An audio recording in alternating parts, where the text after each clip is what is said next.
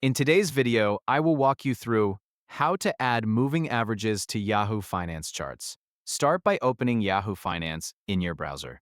At the top of the page, use the search bar to type the ticker symbol of the stock or ETF you want to analyze.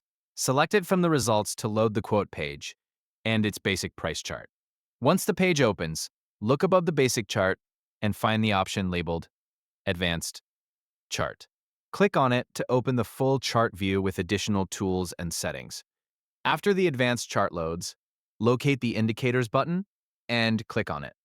This will open a list of available indicators and technical studies. From the list, choose Moving Average.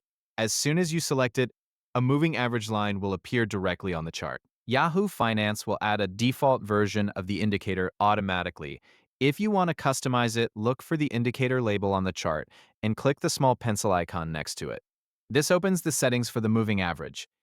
Inside the settings, you can adjust the period. Enter the value you want, such as 50 or 200, depending on the type of moving average you want to display.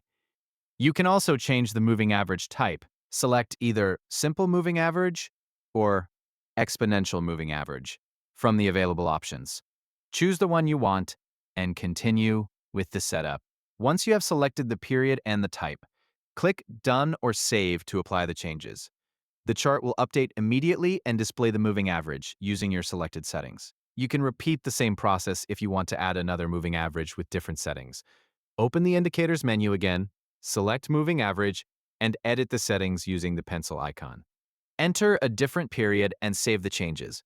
As you move your cursor across the chart, the moving average will remain visible, allowing you to follow the line directly on the chart. Whenever you want to adjust the indicator again, simply click the pencil icon and update the settings.